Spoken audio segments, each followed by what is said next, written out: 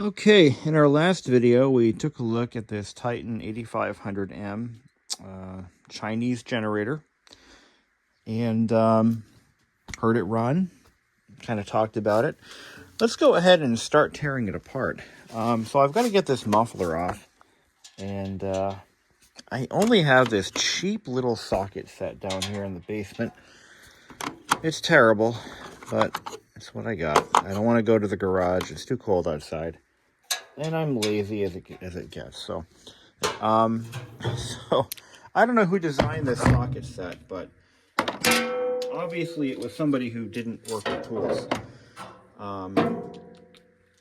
This is really quite terrible. I'll show you why in a minute.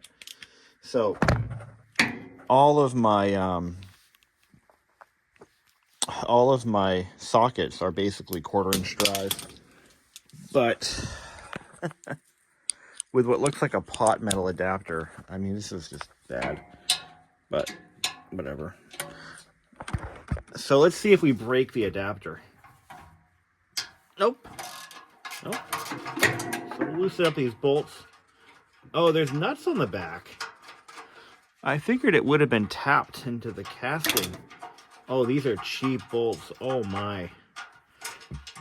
These are such cheap bolts. We'll be replacing these. Look at this little... It's like... But they're not loose. I mean, that's something to be proud of, right? These are the cheapest bolts I've ever seen in any application. Look at that. That is such crap. All right. So, the brackets completely free.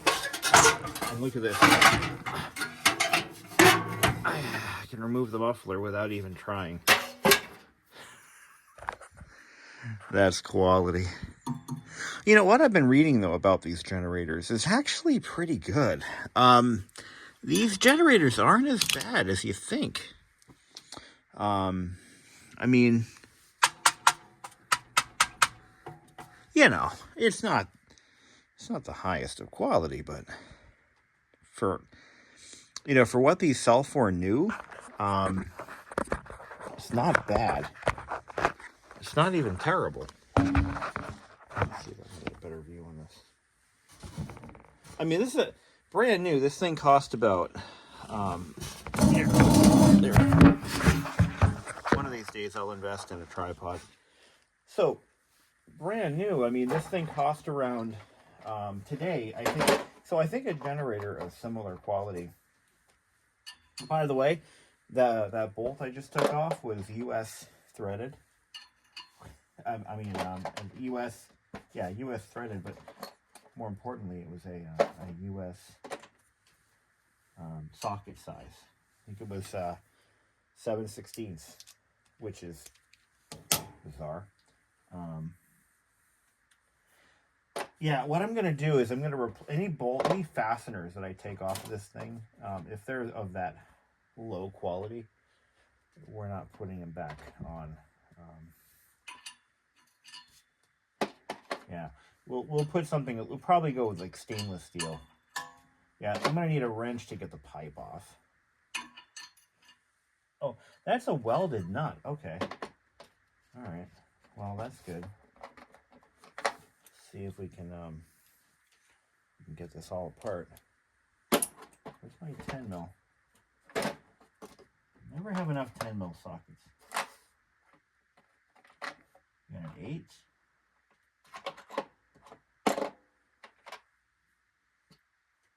3/8. See, it's a 3/8. That other one was a... No, it's not a 3/8. No. How about a 12 millimeter? No, too big. All right. I do have a 10 mil socket up here, down here. But it looks like I'm going to have to get that with a wrench because there's no room to get the ratchet in. So we'll have to use a wrench. All right. But yeah, these generators are generally not very well built, but they're not terrible either. I mean, when you buy a Honda, you do get what you pay for. That's been the general consensus. Honda makes good stuff. They don't do junk, you know. Okay, we got that good. Okay. Take a look at this valve cover gasket. The valve cover gasket is surprisingly still in good shape. I ordered a new one just as a prophylactic measure, since we're kind of going through this unit anyway. But you look inside that motor, I mean, it's not sludged up or anything. There's no buildup in there. It's actually pretty good. So that's awesome. The kit that I bought includes a carburetor gasket kit, new jets. I might just change out the jet since I have a new one. But I'm probably going to leave well enough alone now that I think about it. Let's see how... We should probably check the valve adjustment on this. When you buy a Chinese engine like this, one of the first things you should do is check the valve adjustment. So let's get it to... If we can get it to top dead center. Okay, there should be some play. I'm going to look up the valve adjustment specs on this motor and just kind of get that taken care of. But they shouldn't be so loose that they walk all over the place. They should be able to stay right within their spot. If they're too loose, what can happen is they can get kicked off to the side. And it's not a good time. Yeah. We'll have to find out what the valve lash specs are. Yeah. These don't feel bad though. So yeah, this is an overhead valve engine. So there's a camshaft inside the block. And I'll put this back here so I don't lose it. Yeah, the camshaft is in the block, and just got push rods. I'd say, you know, of all the components in this generator, the engine is probably the bright spot here. LCT, you know, they have built up a reputation of building engines that are laughably cheap, but somehow reliable. You know, and I'm looking at the machining on this surface here, and it doesn't look bad to me. I haven't really been able to find any negatives on these motors other than they're not Hondas. And, well,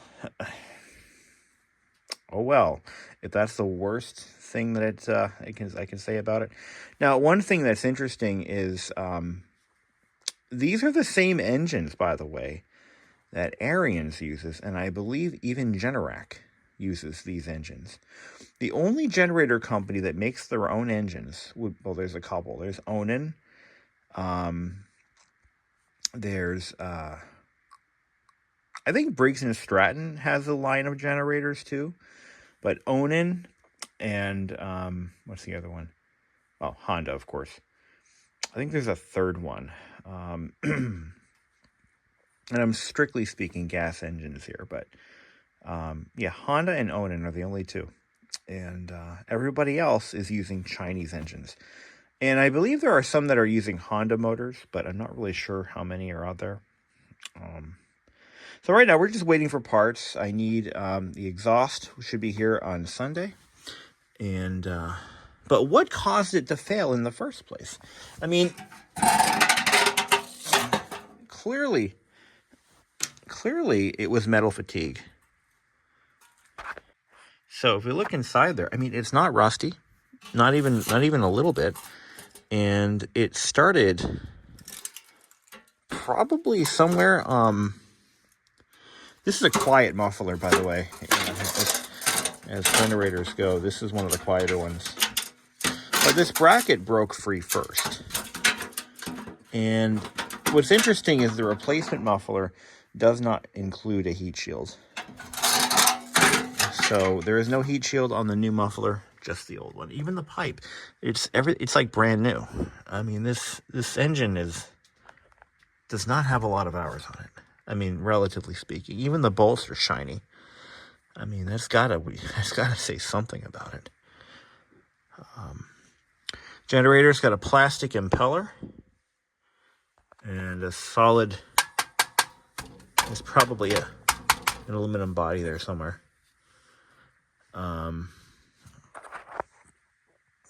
Yeah, you can see. Look at that soot damage.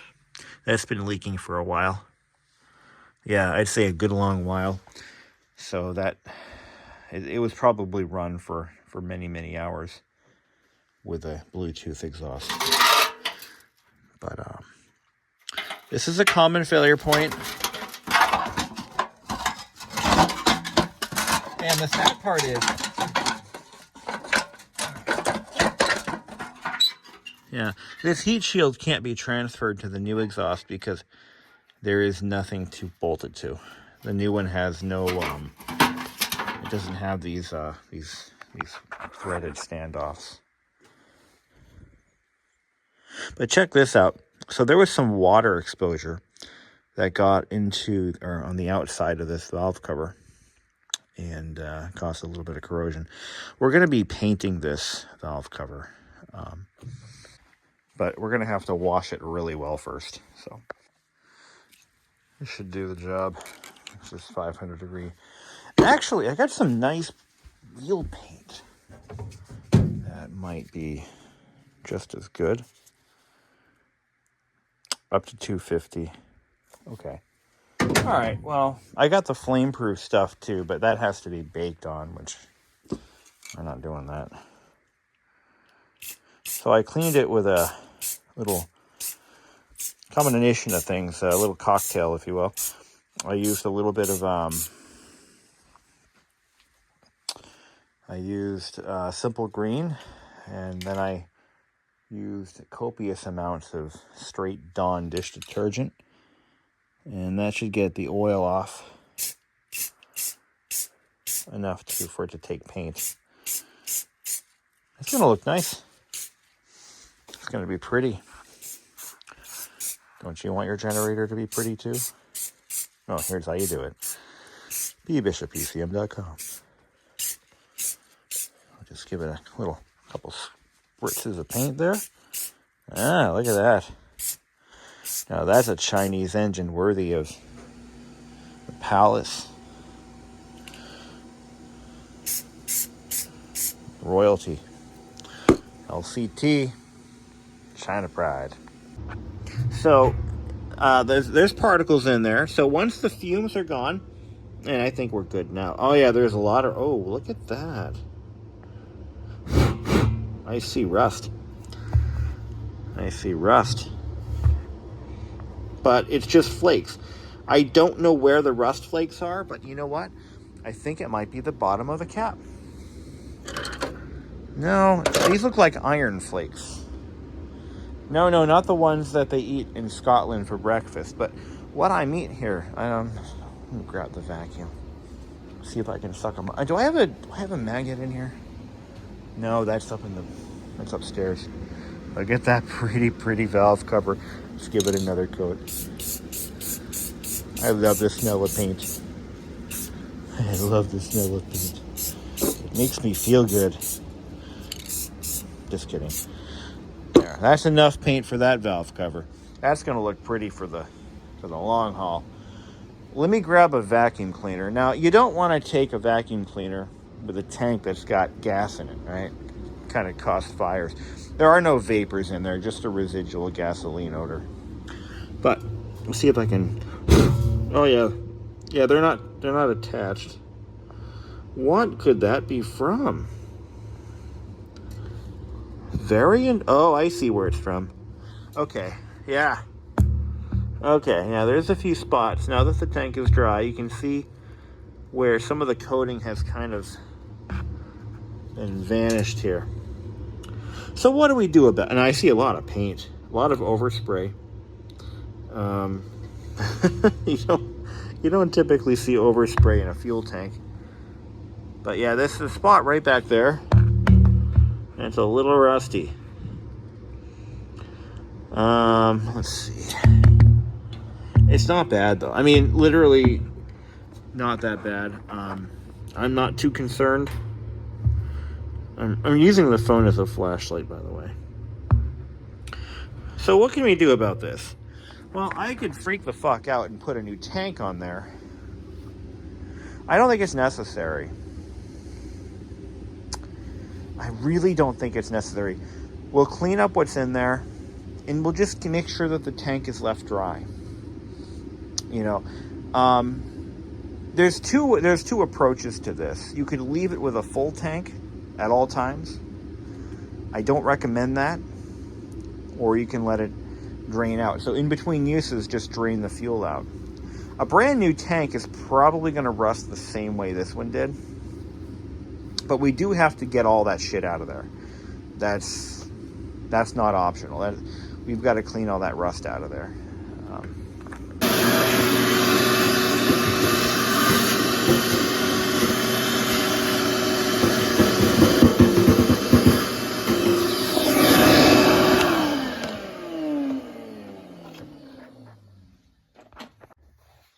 Okay.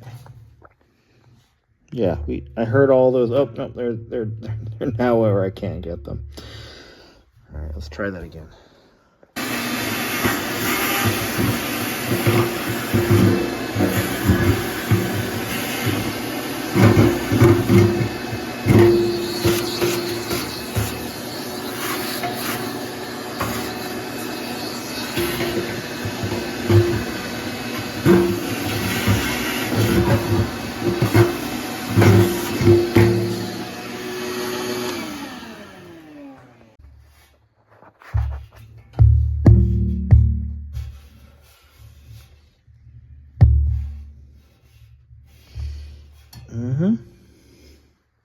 I think we're good.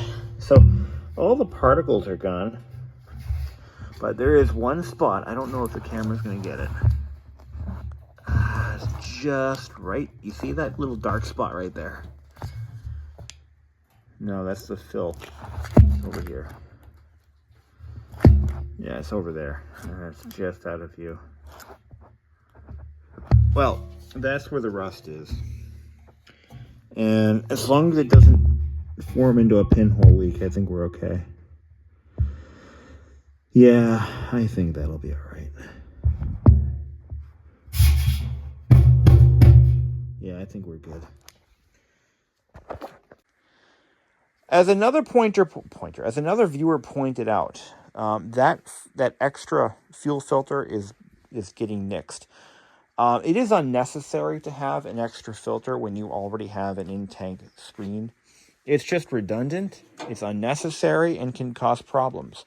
So we're going to be eliminating that with when I put in the new fuel line. But what I'm going to do, oh no, I don't need to because I already have a shutoff. I was going to add a fuel shutoff, but it's unnecessary. Okay, as for the wheels, if you've got one of these, it takes a 5/8 axle shaft diameter. Fun fact. It is actually cheaper for me to buy a set of wheels than it is to replace these tires. Crazy, I know. But that's what's going to happen. I'm going to get new tires and wheels. These tires are not, they're going to blow at any moment. If I put the correct amount of air in these, they would just burst.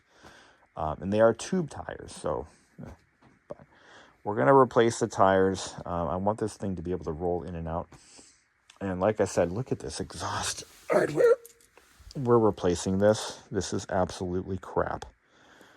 I'd almost hazard a guess and say this isn't even original. This looks like it's from Ace Hardware. Wait a second. It just might be. No, I don't think so.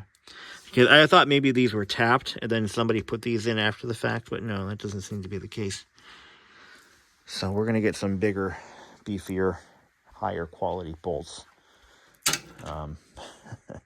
So yeah, this is the filter we pulled out. This is not going back in there. It's unnecessary.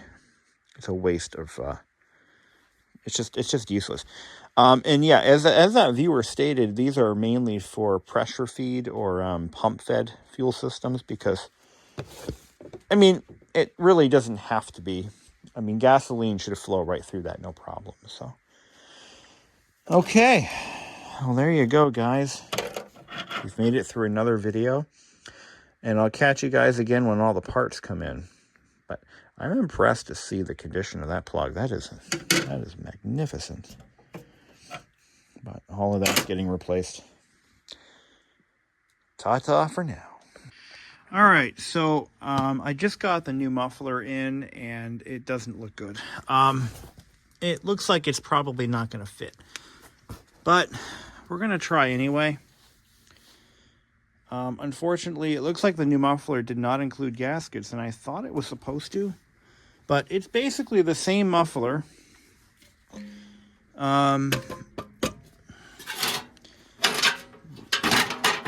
Key difference being the way the pipe is configured. I could be looking at it wrong. You know, it might be okay. It might, yeah, you know what? Hold on. So, if I imagine this being bolted in, right?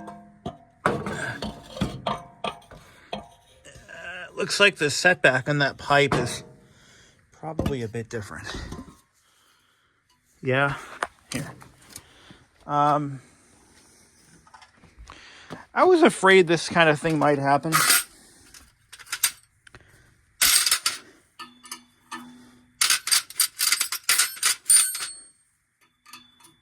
Let's just unbolt the old pipe. I mean, it looks like it's about the same dimensions, same specs. But one thing I've found is that this engine, this 390cc engine, is relatively uncommon today. And it looks like they've switched over to much smaller engines. This one is kind of an oddity. So anyway, I'm glad I'm doing this now because the hardware store is open. So I can just run over there and grab some hardware. We know that the exhaust gasket doesn't leak at the engine. So there doesn't appear to be any leakage at the manifold here. You're looking for black, you're looking for black marks. We don't have that here. So that's good. That means that we might be in good shape. So I don't have to worry about replacing the exhaust gasket at the engine, the head side. So,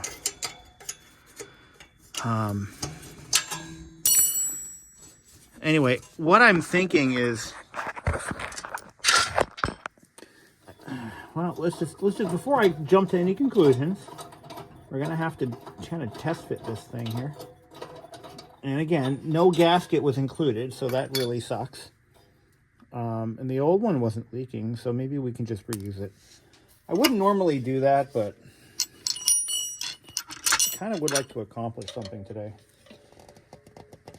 Now,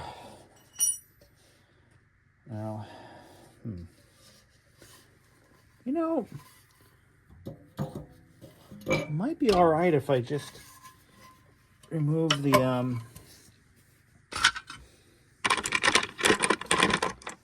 let's do it. Let's just remove the entire pipe and replace it too. If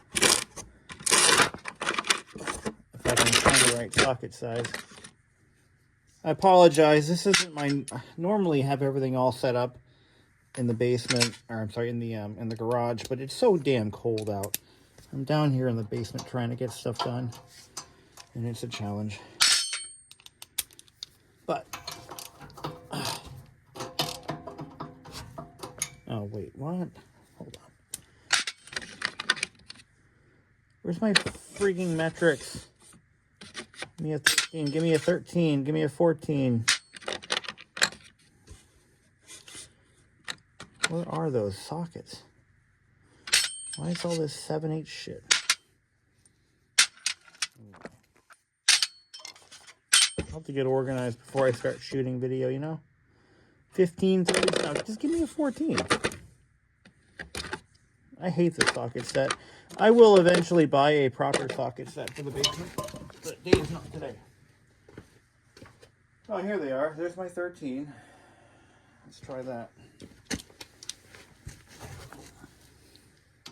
Yeah. Okay, good. So as I was saying, when working with these Chinese engines, especially the older ones, like this one from 2006, you're gonna find that some parts may be hard to come by, if not impossible. So we might have a problem here. I might have to actually custom make something. I mean, that's all right. I'm okay with that. Or I'm not, but I am. But now I gotta find a gasket for this thing, because clearly one was not included. And this mixed salad of hardware that they used is kind of scary, actually. That's all right. All right, let's see if it fits. Well, first of all, is the size? Yeah, correct size. Okay, good.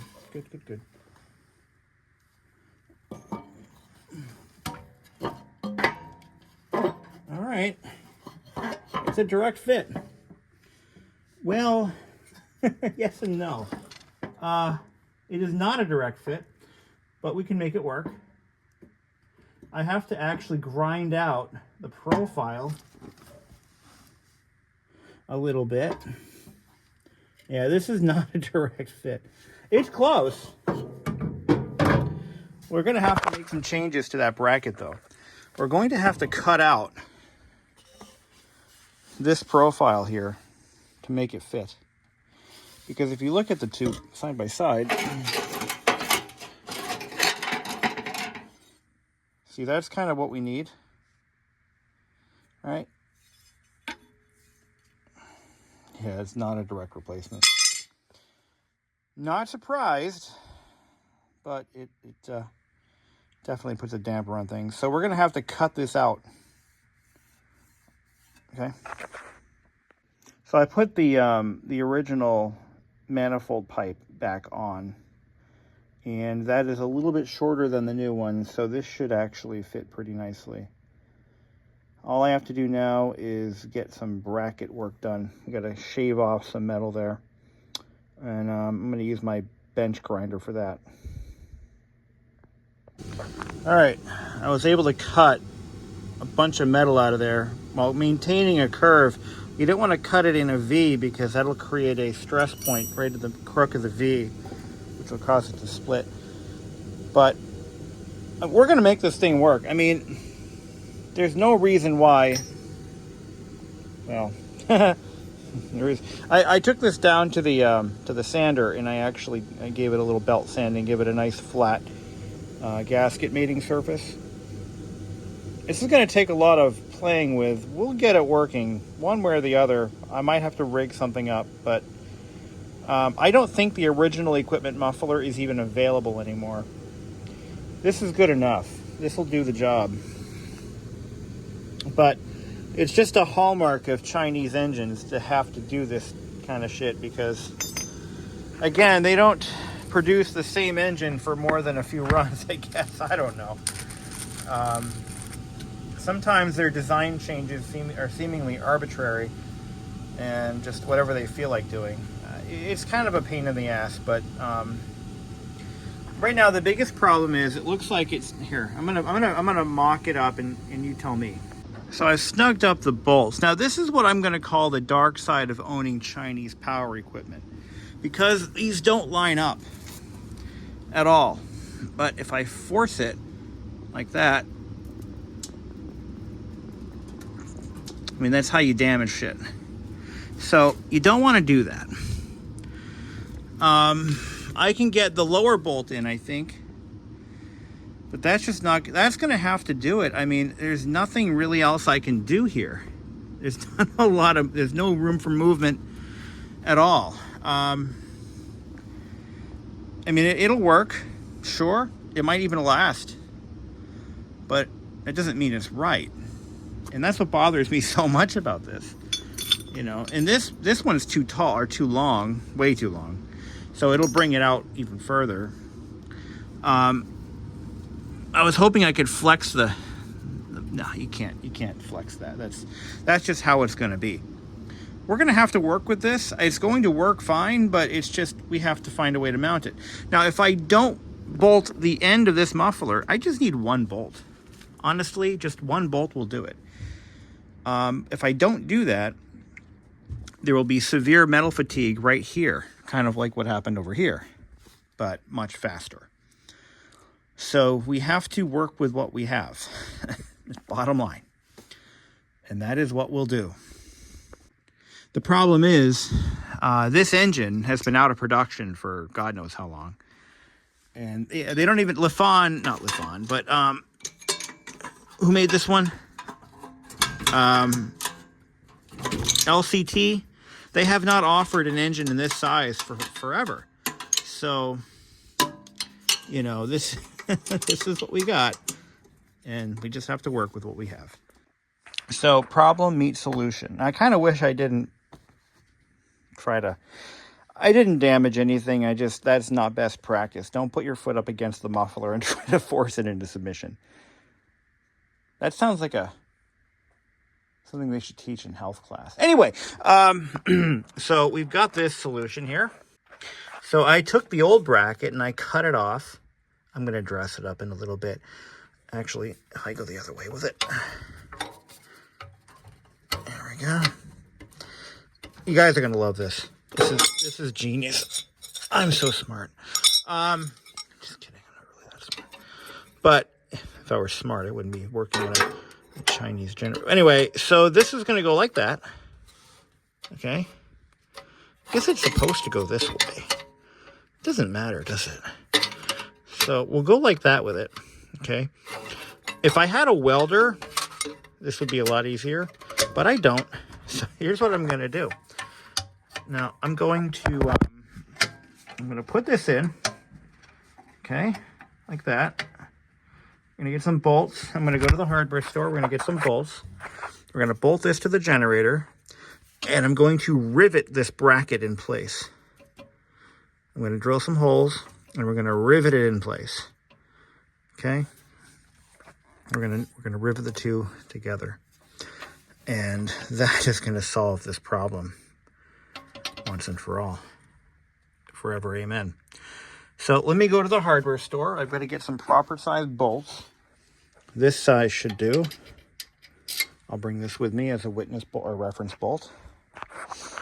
I've got plenty of rivets. We're going to go to town. So I'm going to use steel rivets because they're going to last longer. And that'll be it. Muffler problem solved. It's at a slight angle for some reason. I wonder if I can pull it up a little bit. Yeah. Oh, there we go. Yeah, I do have some movement up and down. So at least we can make it straight. Yeah. I can feel it yielding. Oh yeah, that's better. So what I'm going to do here is, let's try to reposition this unit. So these are the wheels that I'm going to use. They're just a hair bigger than what was originally installed. Yeah, there's not much I can do about that.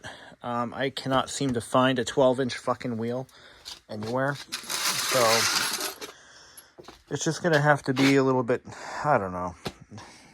The 10-inchers are too small. Harbor Freight sells a 12-inch. That is 13 inches outer diameter. So gotta go with what I can get, you know? All right. So this bracket we're going to be using. I have to mount this like so. So we're going to mount this bracket on the back side. I have some spacers, so we'll be able to space it out. Unfortunately, it's not going to line up with any of the existing mounting holes on the muffler's bracket, so we have to drill some new ones. All right, so what do you think? We cut the muffler bracket off the old one. We made our new one. So that's bolted to the generator, and then the muffler's original bracket is bolted to So I'd say that's a win. I almost threw the old muffler away. I'm glad I didn't. But it leads to this all leads to another possible problem. This is going to happen again, more than likely. And if it does, I'm going to lick my wounds and just buy another generator. Probably. But yeah, this will probably happen again. Just as long as we know that. But I got it on there pretty straight. Wanted to straighten it out before we start holding everything in place. All this is nice and torqued down. So we should be good there. And the nice thing is I didn't weld anything, so this is all removable. So I just got to clean it all up. And we'll see how it goes. Got to get that valve cover gasket replaced. Then we'll put the valve cover back on. We got to adjust the valves. Why don't we do that now? Just get that out of the way. So the wheels I bought are a no-go. They are too deep. I know. It's it's not one thing. It's another. So I need to find some with a very ridiculously small back set. What are you going to do? All right.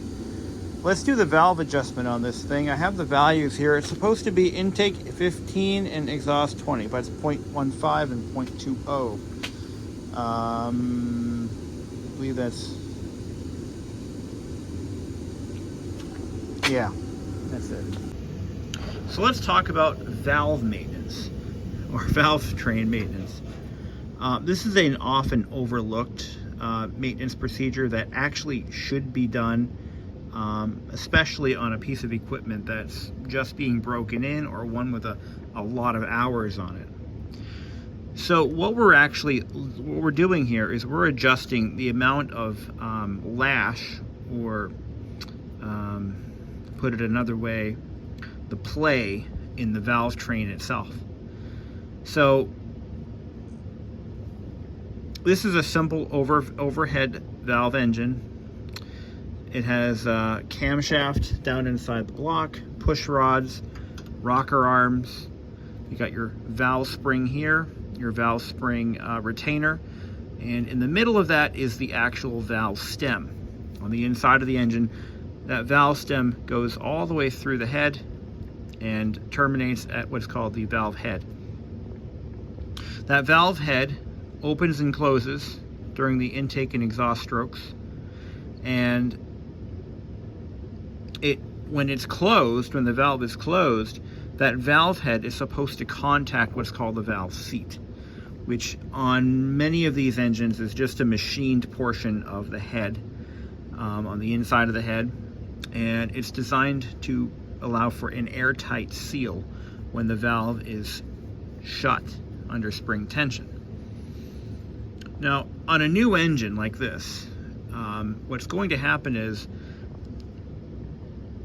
assuming it was set correctly at the factory, which is 15 thousandths on the intake and in 20, yeah, hundreds? What? Hold on. There we go. So it's 0.15 millimeter on the metric scale and 0.20 on the exhaust on the metric scale. So this is our exhaust, this is our intake. You can easily tell by looking at what it's closest to, and in this case the carburetor is here, our exhaust is over here. So keeping the valve clearance or valve lash within spec is absolutely critical, and here's why. So as the engine breaks in, the valve seat and the valve face, head, face, whatever, they begin to, things start to seat in, they start to wear in, and you tend to lose valve clearance in that case. So what would have been 0.15 at the factory is now probably a fraction of that. Now, as the engine heats up, and these parts tend to expand, the valve stem will expand as it warms up, that valve clearance actually gets even smaller, to the point where the valve may not properly seat correctly. Now, the valve has to seat for two reasons. It has to have that airtight seal for the most compression, but it also has to cool itself off. And the way a valve, especially on an exhaust valve, the way an exhaust valve cools is by contacting the valve seat.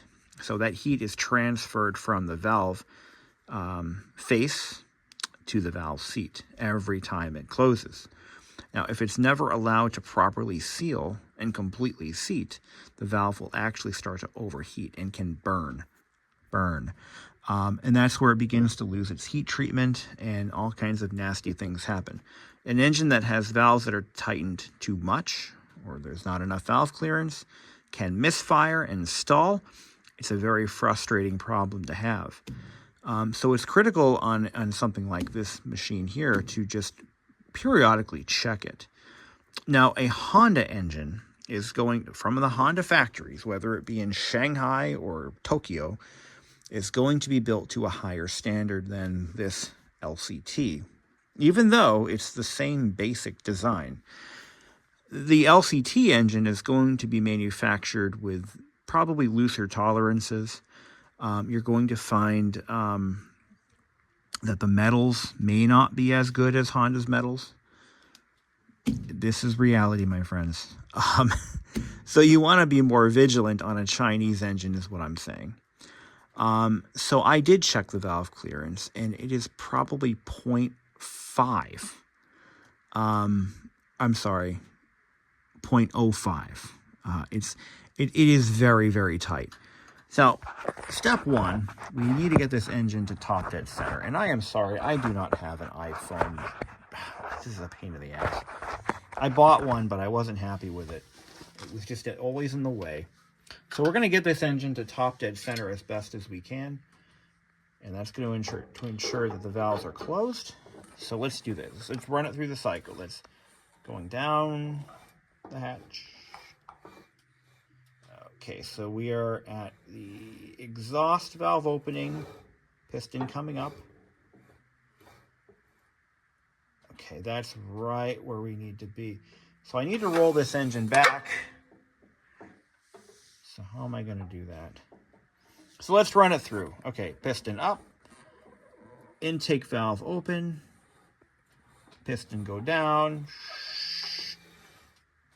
piston bottomed out, valve is closing, piston come up. That's going to be our ignition, I think, right there. Power stroke, exhaust valve open, exhaust valve closing, piston come up.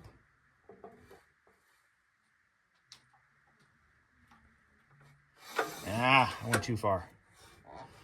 Do it again.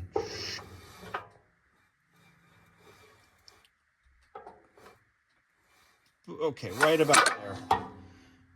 That's our power. So now these are nice and loose. So now to adjust these, we're going to need a 10 millimeter and a 14 millimeter wrench. 10 millimeters to unlock the lock nut or jam nut, and the 14 millimeter. So that goes on like that. That goes on like that. Let's take our feeler gauge. We want 0.15 millimeter between the valve stem and the rocker arm. Oh, that's actually right on. Okay. Yeah, I'd say that's pretty much dead on right there. Okay. You want to check it right here at the top. I'm going to loosen it up just a tad. I think it's a little on the tight side. So we'll just kind of go like this. There we go. So we're going to just kind of, kind of give it a little bit more. We're going to give it just crack it just a little bit so that fits nice and smoothly in there. So what happens is these engines, as they break in, and that's normal. Okay, things break in. That is how these. It's a part of the life cycle of an engine. As it breaks in, your valves will begin to recede. Your valve seats will start to recede, and it's going to cause the valve to close a little bit more. I'm sorry, thinking backwards here. Valve seat recession is what tightens up the valves. Okay, it's going to tighten things up. Now, of course, everything kind of wears relative. You know, and also you want to make sure it's not too loose. Everything is relative when it comes to wear. So as your valve seats are receding, hopefully, you know, there's a little bit of clearance gained through normal wear and tear of the cam lobes, the followers, the rocker arms themselves. And you don't really have to go nuts looking at valve clearances, but it's something you should at least check. So we're actually good on the intake. I did crack it loose a little bit. I'm going to share a story. Before I really understood how all this stuff worked, and I'm ashamed to say that this was when I was in my mid to late 20s, I had a Honda scooter that I was working on, and it was my Honda Elite 150, and you think I would have known better. I was going nuts trying to diagnose an issue where you get it running, you'd rev it up a few times, get it nice and warm. As soon as you let off the throttle, it would stall. I actually went through carburetor after carburetor, factory carburetors, like good ones, not Chinese ones. And I could not diagnose it. I couldn't figure out what the problem was. And, okay, so this one's too tight. This should be 0.20 millimeter. I cannot get the feeler gauge in there. So we're going to crack it loose. But anyway. Now the problem was I had followed a procedure that was actually in the shop manual. Oh, that's tight. It was in the shop manual for that engine. And lo and behold, the procedure doesn't work in the field. It works on the factory floor, but not in the field. And I won't go through the specifics of this procedure, but there's no way in hell you could. So what happened is, if you did it in the field, like on a used bike that's already broken in, you would end up with excessive valve tension. There we go. That's right on right there. Probably go a little bit tighter on that, maybe. Yeah, that's good. That's all it takes. Now, if you just keep an eye on that, this engine's going to last a good long while. But here's the thing. Too much valve clearance is worse, or if not as bad, as too little. So too little valve clearance, and you're going to what? You're going to burn the valves. Too much valve clearance, and you beat up the camshaft, you beat up the rocker arms.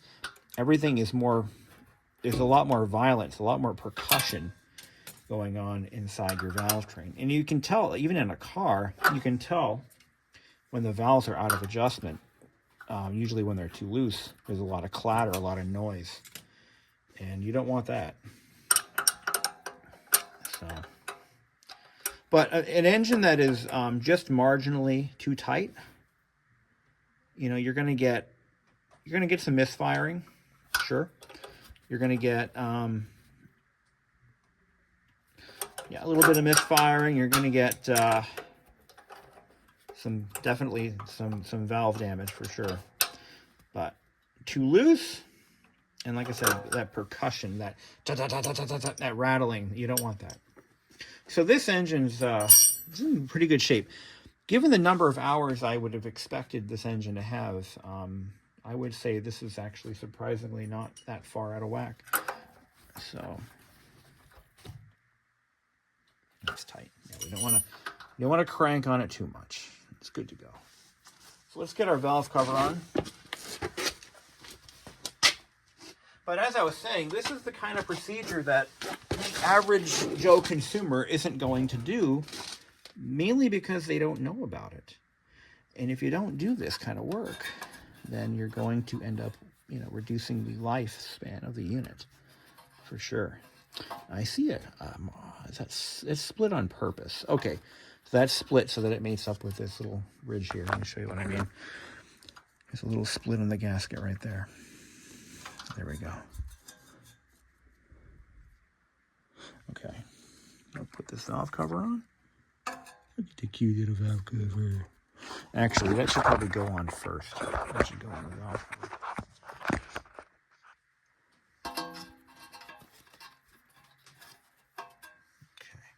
Like I said, I do have a new one on order. I just haven't picked it up. I mean, it hasn't arrived. What am I saying? Hasn't. Okay. Get this back on there. So there's several coats of paint on this now. I used a high temperature engine paint and I baked it in the oven at 220 for about an hour. And what that's going to do for us is it sets up the paint and gets it ready for action. Engine paint should be baked. Actually, all paint should be baked, but engine paint especially, because that's how you're going to get the that's how you're going to build up its chemical and heat resistance. You got to give fire to fight fire, as they say. All right, so the valve cover gasket's installed. Now you don't want to use any sealant on this. That is overkill. It's unnecessary and probably harmful. I generally don't use sealant on anything unless the manufacturer specifically calls for it, because the sealing surfaces, the materials used for the gaskets and such, they're either designed to be used with silicone or they're not. In this case, silicone would probably be detrimental. Silicone, I don't use it, again, unless I have to, because it can get into the engine and it can do all sorts of untold amounts of damage. So, yeah, I never use silicone unless I have to. Give this a tweak. Find my 10 mil. There's my 10 mil. Just kind of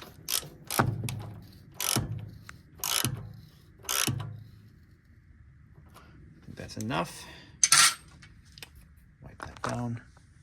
Make sure we put our crankcase vent back. This is our PCV hose. And I believe it goes underneath the plug wire. Oh no, it actually really just fits in like that. Just like so. Now this is another thing. This is your classic Chinese rubber breakdown syndrome, but it's in a part that is not critical to anything. And this would require a whole new coil if we decided to do something about that. I am not putting a coil in this engine. It doesn't need it. But look at that. Isn't that nice? Nice. Very nice. All right, so now that we've got the exhaust system resolved, when we come back in another video, we'll hopefully have the fuel system parts, and we can take a look at our fuel system and getting that working again. We're replacing almost all the bits. The new petcock, we've got a new fuel cap, a new fuel gauge, new hoses, and a new bowl gasket for the carburetor.